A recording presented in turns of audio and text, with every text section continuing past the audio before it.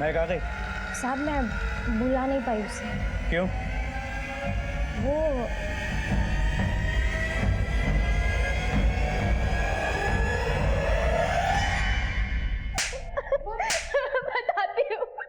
बताती हूँ साहब, मैक मेरी बहन के घर पर नहीं थी साहब। जिस दिन से दीपू लापता हुआ है तब से मैक भी लापता है। मेरी बेटी को ढूंढ दीजिए साहब, मेरी बेटी को ढूंढ दीजिए। बड़ी जल्दी अक्ल आ गई तुम्हें, पहले झूठ क्यों बोला हमसे? मैं क्या करती साहब, मेरे शौहर के इंतकाल के बाद मैं एकदम अकेली पड़ गई थी, इसलिए मुझे नशे का सहारा लेना पड़ा। मैं अपनी बेटी पर कभी ध्यान ही नहीं दे पाई, दिमाग ठिकाने पर ही नहीं था। वाकई तुम्हारा दिमाग ठिकाने पर नहीं। ये भी नहीं सोचा कि एक छोटी बच्ची है, उसे कोई किडनैप करके लेके गया होगा, उसके साथ कुछ गलत किया होगा। सिर्फ अपने बारे में सोचा तुमने। दीपू और मैं एक साथ गायब हुए, या तो उनको किसी ने किडनैप किया है या फिर खुद से भागे। अगर किडनैप किया है तो किसने किया है? सर ये उदय ने किया है, वही पीछे पड़ा रहता था उन दोनों के। मेरा यकीन मानिए, मैं सच कह रहा हूँ। हाँ, यकीन तो तेरा ही करेंगे, सच ही बोलेगा ना तू। बार बार हमसे झूठ बोला, नाजिया को भी हमसे झूठ बोलने के लिए कहा। सर मुझसे गलती हो गई, मैं डर गया था। मुझे लगा पुलिस आएगी तो नाजिया और मेरे संबंध के बारे में सबको पता चल जाएगा। लोग क्या कहेंगे सर? शर्म आनी चाहिए। लॉकअप में रखना इसे। सर। माने उस उदय को पुलिस स्टेशन बुला लो। सर।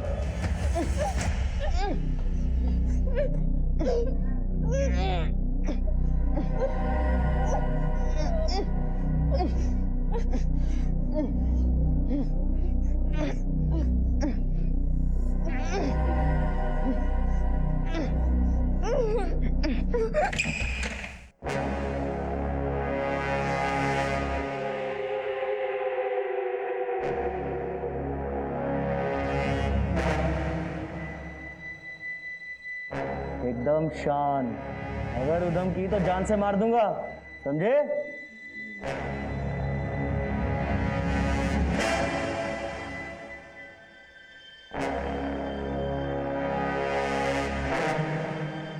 हाँ, बच्चे मेरे कब्जे में। हाँ वो ठीक है, जो भी करना है जल्दी बताओ, मैं ज्यादा दिन इन दोनों को यहाँ नहीं रख सकता।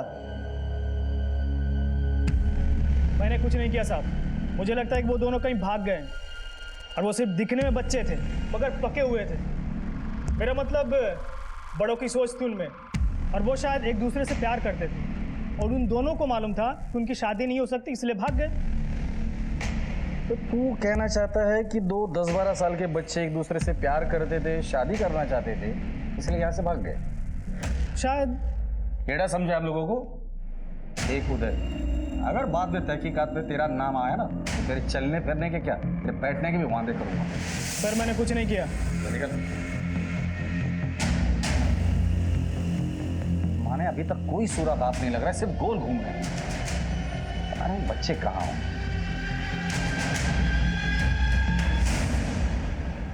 चल टेंशन मत ले, खाना खा ले। दीपू, इन लोगों ने हमको यहाँ बंद करके क्यों रखा है? ये हमें जान से मार देंगे। अगर मारना होता ना तो कब का मार दिया होता। इन्हें शायद हमारे मम्मी पापा से पैसे चाहिए। मेरी मम्मी के पास बहुत पैसे हैं। तेरी मम्मी के पास भी है क्या?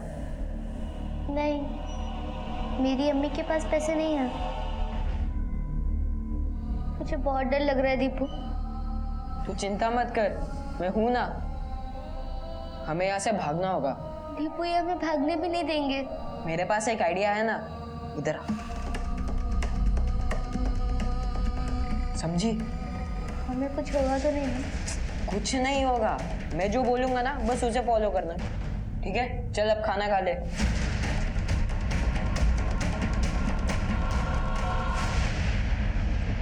लक्षात आलं का?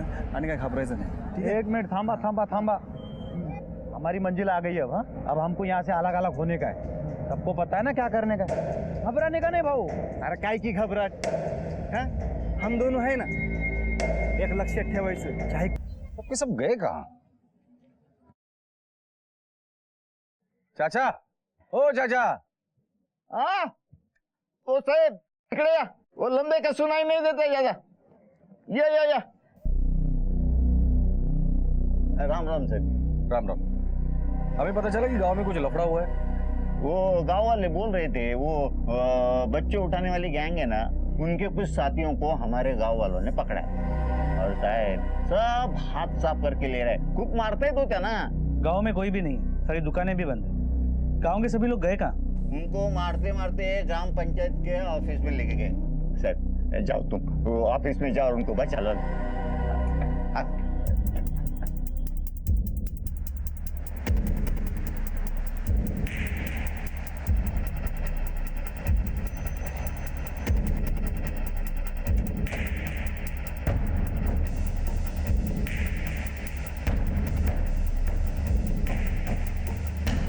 अंदर जाके चेक करो। सर पाटिल पीछे जाओ।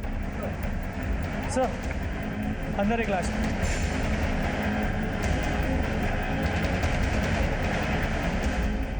सर पीछे 2 आदमियों की लाश मिली है।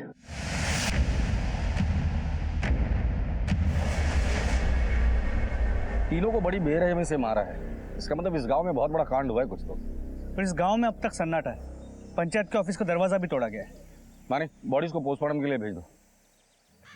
सर आज तो मार्केट का दिन है, फिर भी दुकानें बंद है। लोगों ने अपनी मर्जी से दुकानें बंद की या किसी ने जबरदस्ती दुकानें बंद करवाई है, देखना पड़ेगा। पाटिल गांव में जाके लोगों से पूछताछ करो। सर चाचा, जी सर। चाचा, जिन लोगों ने उन्हें मारा था या जिनको मारा था आपने देखा था उन्हें? हाँ देखा था ना साहब। बच्चा हो जवान बूढ़ा सबका दिमाग गर्म था, सब लोग मार रहे थे। लेकिन ये सब लोग गए कहाँ? सब डर के भाग गए।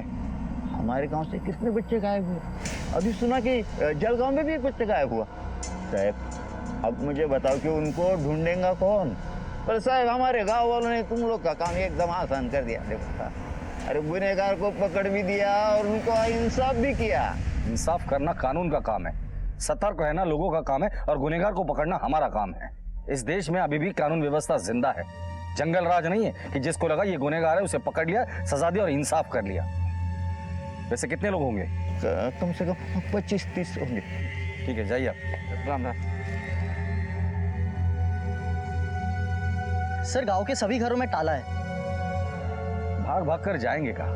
पास के गांव गए होंगे, दोस्तों के यहाँ, वरना रिश्तेदारों के यहाँ गए होंगे। कितने दिन छुपते मैं भी देखता हूँ। जैसे आ जाएंगे सबको अरेस्ट कर लेना। सर बॉडीज को पोस्टमार्टम के लिए भेज दिया। भीड़ का गुस्सा इतना ज्यादा था कि मीडिया भी हरकत में आ गई। सर हमें लगता है कि ये लोग इस गांव के नहीं थे, क्योंकि इनके पीछे इनके बारे में कोई भी पूछताछ करने नहीं आया। माने लोगों ने इन्हें बच्चे उठाने वाली गैंग समझकर मारा है। तो क्या ये वाकई में बच्चे उठाने वाली गैंग है? दीपू और महक की तस्वीर उस इलाके में लोगों को दिखाओ। अगर इन्हें किडनैप किया है तो वहां से कोई ना कोई इन्फॉर्मेशन तो जरूर हाथ लगेगी। सर प्रीति आई हुई है, दीपू के बारे में पूछ रही है। गांव वालों को बच्चे उठाने वाले दिख गए, लेकिन पुलिस वालों को नहीं। ये पता नहीं कर पाए कि वो किसी के कहने पे बच्चों को उठाते हैं या अपनी मर्जी से। देखिए मैडम, हम आपके बच्चे को ढूंढने की पूरी कोशिश कर रहे हैं। अगर ये वीडियो सच है तो शायद मैं अपने बच्चे को कभी नहीं मिल पाऊंगी। ये वीडियो हमारे पास भी आया था, पर इसके वेरिफिकेशन के लिए हमने इसे साइबर सेल भेज दिया है। मैं ये यकीन से कह सकती हूँ कि मनोज ने ही उन लोगों को मेरे बच्चे को उठाने के लिए कहा होगा। सर बकवास मत करो प्रीति, ये कैसी बात कर रही हो? हाँ? मैंने किया ये? अगर दीपू उन लोगों के साथ है ना तो मैं यकीन से कह सकता हूं इसमें मेरा नहीं उस पार्कर का हाथ है।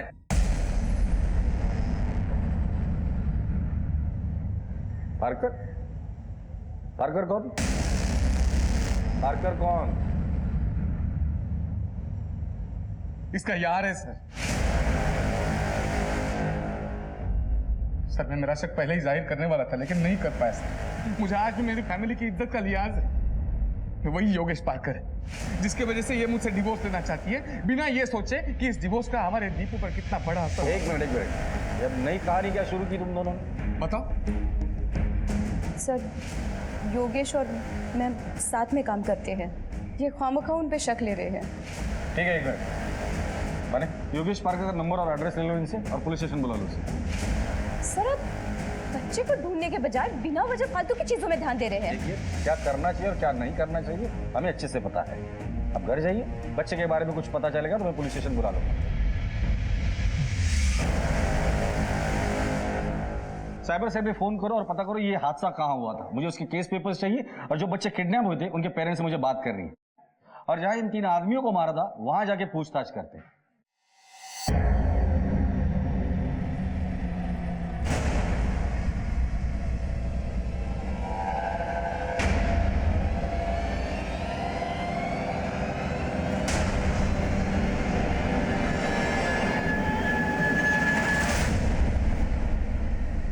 सर, ये पार्कर है जिसके बारे में मनोज ने बोला था। नमस्ते सर। बैठ।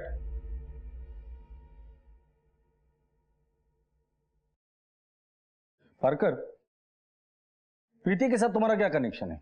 सर, प्रीति और मैं एक दूसरे से बहुत प्यार करते हैं। अब जैसे ही उसका डिवोर्स हो जाएगा हम शादी कर लेंगे। लेकिन पता नहीं प्रीति आपसे ये सब क्यों छुपाना चाहती है। दीपू गायब है और प्रीति के पति मनोज का कहना है कि दीपू को तुमने गायब किया है। सर, वो झूठ बोल रहा है। मैं क्यों गायब करूंगा? प्रीति और मुझ में क्लियर अंडरस्टैंडिंग थी। जैसे हमारी शादी हो जाती हम दीपू को अच्छे से हॉस्टल में रखने वाले थे। तो प्रीति इस बात के लिए तैयार हो गई थी? बिल्कुल तैयार थी। वो बहुत भरोसा करती है मुझ पर। दीपू की बेस्ट फ्रेंड है महक, उसे कभी देखा है? देखा तो नहीं, लेकिन सुना है दीपू के मुंह से महक महक करके। ठीक है, जाओ।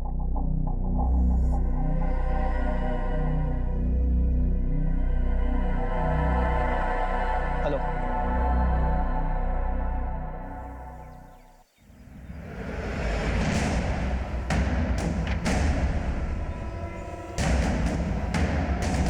हेलो।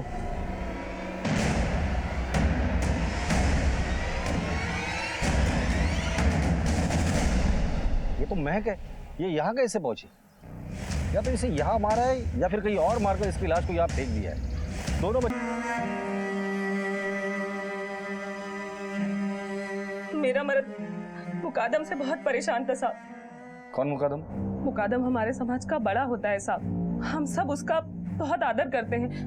वही हमारे लिए जगह निर्धारित करता है जहां हम भिक्षा मांगते हैं। वो हमारे लिए सुरक्षित भी होती है और फायदेमंद भी।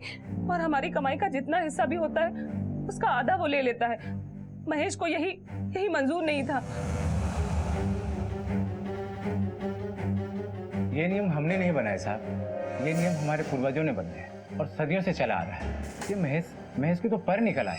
देखो महेश, ये जो तुम कर रहे हो वो गलत भी कर रहे हो और बेवकूफ़ी भी। जो नियम सदियों से चला आ रहा है ना, तो हमारे पूर्वजों ने कुछ सोच समझ के ही बनाया होगा ना। वो मुझे नहीं पता। मुझे पैसों की जरूरत है। मैं अपने बच्ची को बड़े स्कूल में पढ़ाना चाहता हूँ, इसलिए मैं आपको आधा हिस्सा नहीं दे सकता। मैंने महेश को बहुत समझाया। ये जो ज्योतिर्वा है ना, उसी ने उसको बहकाया होगा।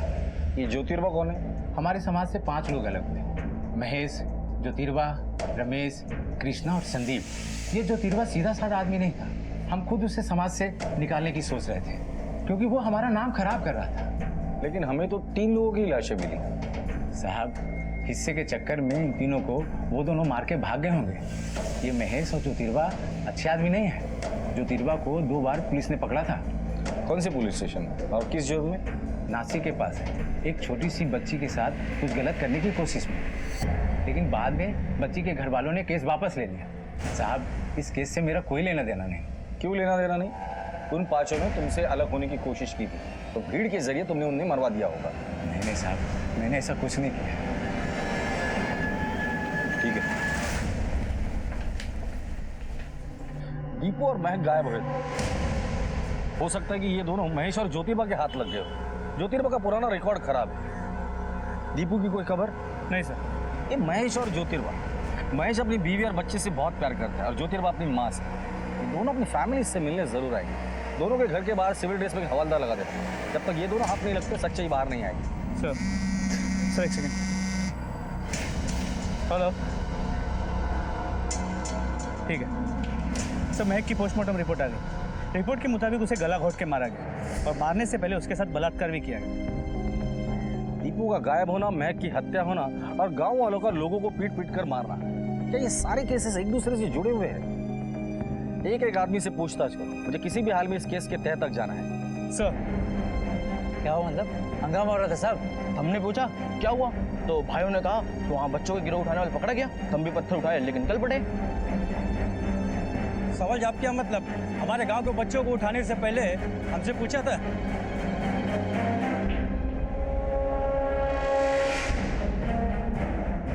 माने इस वीडियो में जितने भी लोग हैं सबको अरेस्ट करो। लेकिन सर ये तो 30 से 35 लोग हैं। 300 350 होंगे तो भी अरेस्ट करो और सबके ऊपर मर्डर और राइट्स का चार्ज लगाओ।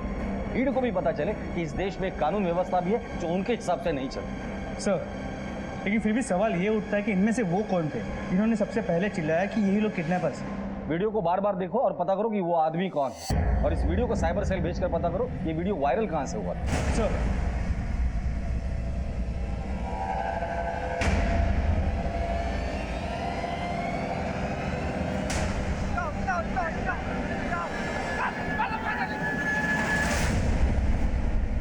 सर मेरे ख्याल से ये वो है जिसने सबसे पहले आवाज उठाई थी। करेक्ट मैंने पता करो ये आदमी कौन है। 24 घंटे के अंदर ये आदमी मुझे कस्टडी में चाहिए। सर ये क्या कर रहे हो साहब? जाती है ये जिन लोगों ने हमारे मोहल्ले के बच्चों को मारा, बच्ची का रेप किया, हमने उन्हीं को मारा है और आप सभी को पकड़ रहे हो। नेता बनने का बहुत शौक है। अगला इलेक्शन लड़ना है क्या? लोगों को भड़काने और 3 मासूम लोगों की हत्या के आरोप में अब जेल से ही इलेक्शन लड़ना, समझो। जिन बच्चों का वीडियो तूने देखा था वो हमारे देश का था ही नहीं, किसी और देश का वीडियो था और वो देखकर तूने लोगों को भड़काया था।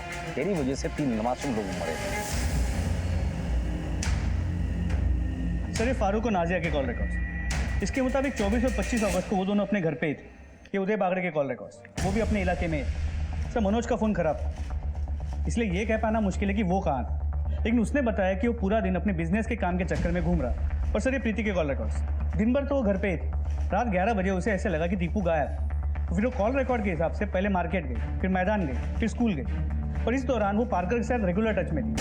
और जब पार्कर के कॉल रिकॉर्ड चेक किए तो पता चला हर बार प्रीति से बात करने के बाद 2 मिनट के अंदर वो किसी और नंबर पे बात किया करता। लगता है किसी को अपडेट दे रहा था या ले रहा था। वो किसका नंबर है? सर ये सुनील तांबे का नंबर है, उसका एड्रेस। पार्कर और तांबे तो एक दूसरे के रेगुलर कांटेक्ट में हैं, मतलब कुछ तो चल रहा है। जाकर लेकर आओ इन दोनों। सर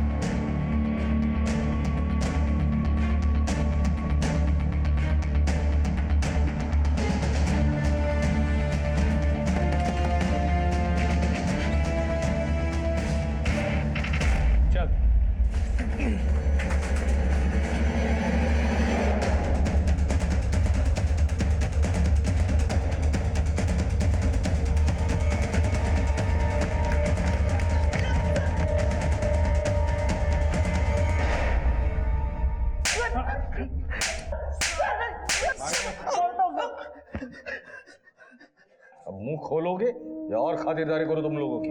बताता हूँ सर, हम तो दीपू को ही उठाने वाले थे, लेकिन महक उसके साथ थी। क्या हुआ महक? रो क्यों रही है? फारूक मामू उन्होंने आज मुझे गंदी तरह से छुआ, मुझे बिल्कुल अच्छा नहीं लगता। लेकिन तू ये अपनी मम्मी को क्यों नहीं बताती है? मेरी अम्मी मुझसे ज्यादा फारूक मामू से प्यार करती है, मुझसे वो प्यार नहीं करती है। मुझे वहाँ नहीं रहना है, अब मैं अपने घर नहीं जाना चाहती। मैं भी नहीं रहना चाहता अपने घर पे। मम्मी पापा हमेशा झगड़ते रहते हैं। तो फिर हम कहाँ जाएंगे? मेरे पास एक आइडिया है। मेरी दादी नासिक में रहती है और वो बहुत अच्छी है। हम कल उनके पास चलते, ठीक है? दीपू कल नहीं, आज चलते ना। पहले यहाँ से तो निकलते, फिर देखते। ठीक है चल।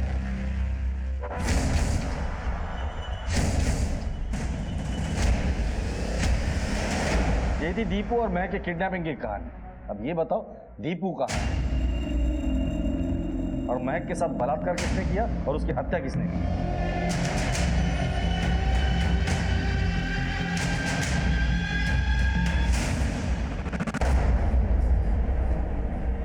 बताता हूँ सर। भाग दीपू!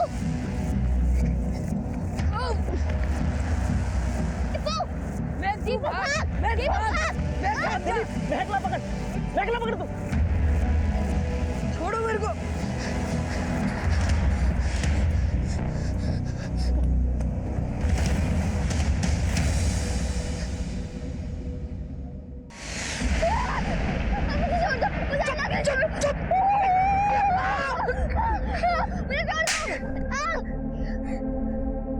सब मैं नशे में था साहब। महक को देख के मैं बहक गया और वो सबको बता देगी इसलिए अपुन ने उसको मार भी डाला।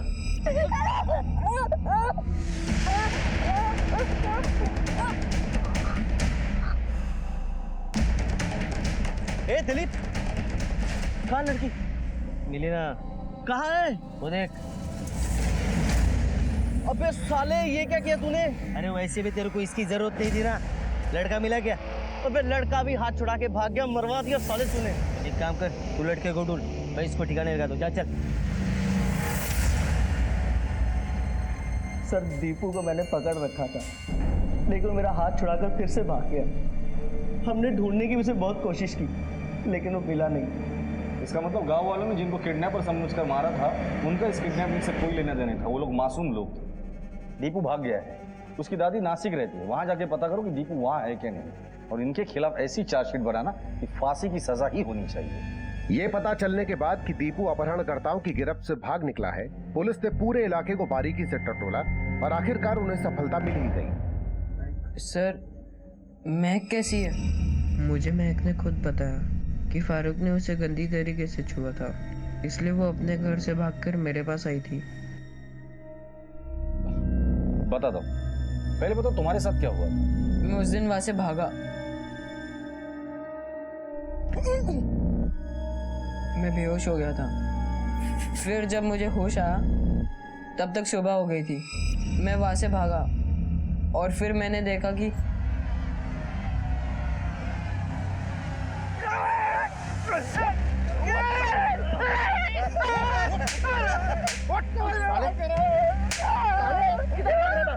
बच्चों को गायब करके कसम से मैंने किसी बच्चे को कुछ नहीं आता। माफ कर रहा है। अरे झूठ बोल रहा है।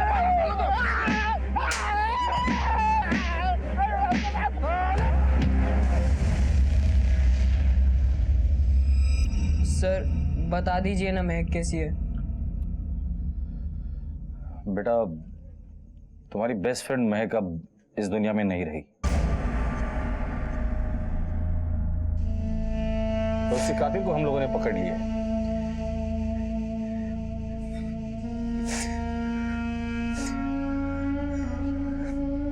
संभालो अपने आप को।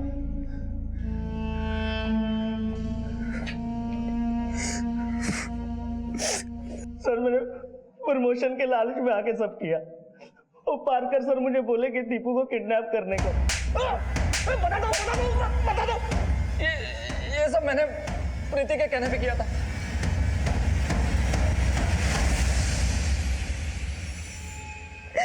हाँ सर, मैंने अपने बेटे दीपू का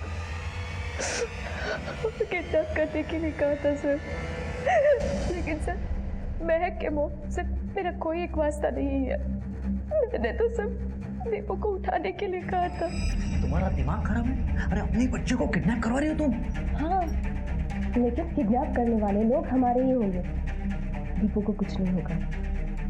मगर क्यों प्रीति? डिवोर्स के वक्त अदालत में मनोज ये साबित करने की कोशिश करेगा कि मेरा एक्स्ट्रा मैरिटल अफेयर है तुमसे, और फिर अदालत बच्चे की कस्टडी मनोज को दे देंगे और मैं अपने बच्चे से दूर नहीं रह पाऊंगी। लेकिन इसमें बहुत ज्यादा खतरा है। कोई खतरा नहीं है। देखो, किडनैप होने के बाद मैं रो रो कर पुलिस वालों को ये बता दूंगी कि दीपू का किडनैप मनोज ने करवाया है, और तुम भी दीपू को यही बता देना, उसके दिमाग में यही बिठा देना ताकि उसको ये लगे कि उसका किडनैप मनोज ने करवाया है। इसके बाद तो दीपू पुलिस वालों को बता ही देगा कि उसका किडनैप उसके पापा ने यानी कि मनोज ने करवाया है। मैंने सुनील से बात की थी, उसे मुश्किल से मनाया था कि वो दीपू को किडनैप करे। सुनील मेरे अंडर काम करता था और मैंने उसे प्रमोशन का लालच दिया था। मनोज आज घर पर ही है, मौका बहुत अच्छा है। जब मैं पुलिस को बोलूंगी तो पुलिस भी यकीन कर लेगी कि मनोज ने ही किडनैप किया है। सर मैं मान तो गया, लेकिन मुझे डर लगने लगा, इसलिए मैंने अपने दोस्त दिलीप को पैसों का लालच दिया, अपने साथ कर लिया। और प्रीति मैडम ने हमें बोला था कि दीपू का अच्छे से ध्यान रखना, इसलिए हमने प्रीति मैडम और पारकर सर को दीपू के खोने की खबर और महक के मरने की खबर नहीं दी। लेकिन जब प्रीति मैडम को ये मालूम पड़ा कि महक की बॉडी मिल गई है, तो उसने पैनिक होकर पारकर सर को फोन किया और पारकर सर ने हमें फोन किया। खुद के स्वार्थ के खेल में तुमने न जाने कितनी जिंदगियां बर्बाद की। एक माँ की कोख उजाड़ दी, एक मासूम बच्चे के बलात्कार और हत्या की वजह बनी हो तुम। अब तो ना ही तुम्हें दीपू की कस्टडी मिलेगी, ना ही पारकर का साथ। जिंदगी भर जेल में ही सड़ते रहना। दीपू को पाने के लिए इतना बड़ा षड्यंत्र रचने वाली प्रीति खाली हाथ रह गई और दीपू की कस्टडी उसके पिता मनोज को दे दी गई। फारूक को महक को मोलेस्ट करने के जुर्म में सजा